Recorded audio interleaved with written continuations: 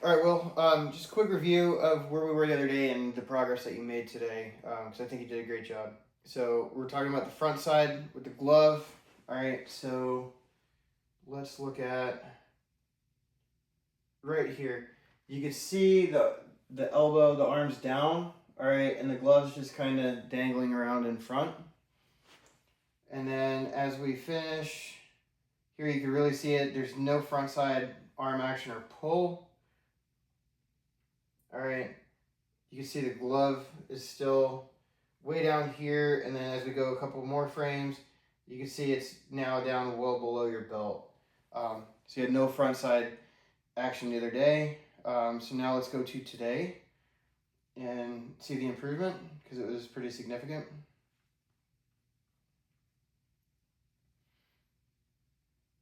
I'm just going to pick a random one here.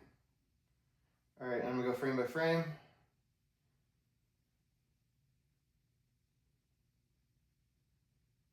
Right here. Now, this is a much stronger position, all right? And you're wearing the front side trainer, so you got the resistance bands here, so you're pulling against it. That's more where I want to see the glove, right? I want to see it up here. Now from here, it's going to be a throwing the elbow back, retracting that elbow, whatever you want to call it, and that glove needs to go into the shoulder, all right? We did talk about this earlier today too, and so we're going to address that here in a second. All right, but now let's watch the glove. Let's see if it tucks. And that one really didn't tuck. Okay, so we still need to tuck. That should be in the, basically that glove should be in the armpit right here. Okay, but that position right here is a lot better. And now while we're on this one, right, we talked about coming straight down from, all right, so there's your leg peak, right? And we want to come straight down aggressively and not kind of have it flatten out and then go down. So see, it's kind of going flat there, flat, flat, flat, flat. Now you kind of just stomp down as opposed to really driving that angle, which is what we want to see it going like that. Let's go to a different video.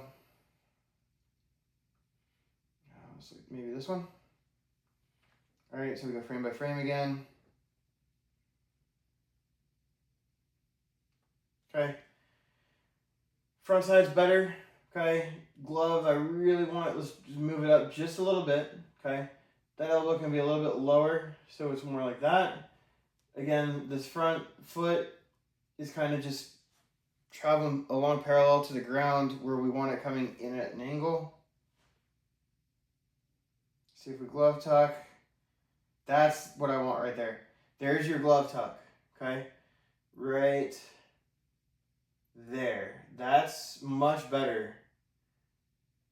It's a much better position for you to be in. And that's going to help you throw harder too. Okay. Now let's look at that low. Yeah, see right here if we're watching the leg, okay? See how the foot is traveling parallel to the ground?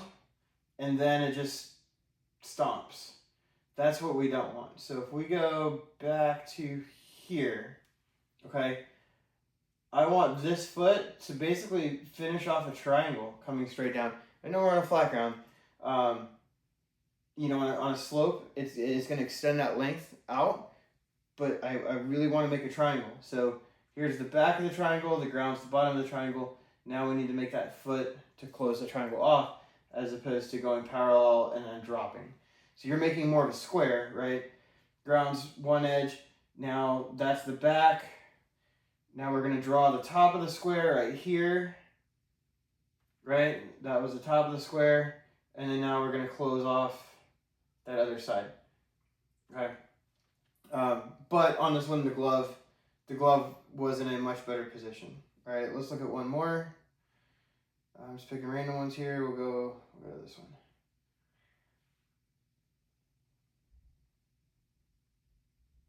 Still drawing a square there with the foot, okay?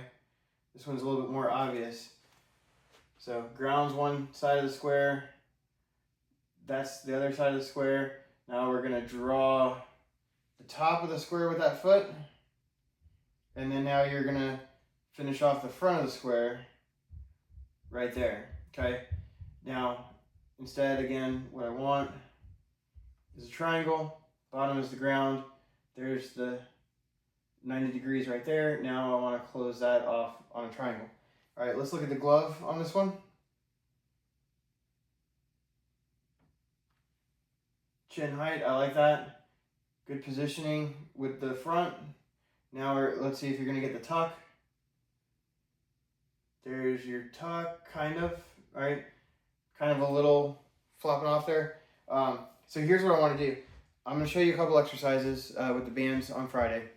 And it's gonna be, the band's gonna be high, you're gonna be palm down, you're gonna rotate to palm up and really drive back. Because what I want is I want it to be aggressive. I want to be here with the glove, and then I want to rip that glove down, okay?